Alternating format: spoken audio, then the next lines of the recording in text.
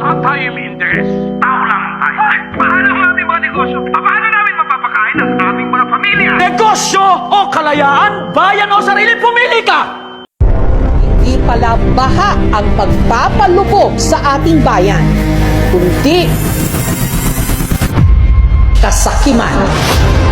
Walang po ang bulat sa gabinete na ito! Naglalaroan lang nila tayo. Paano ang aming mga negosyo? Negosyo, bayan o sarili, pumili ka!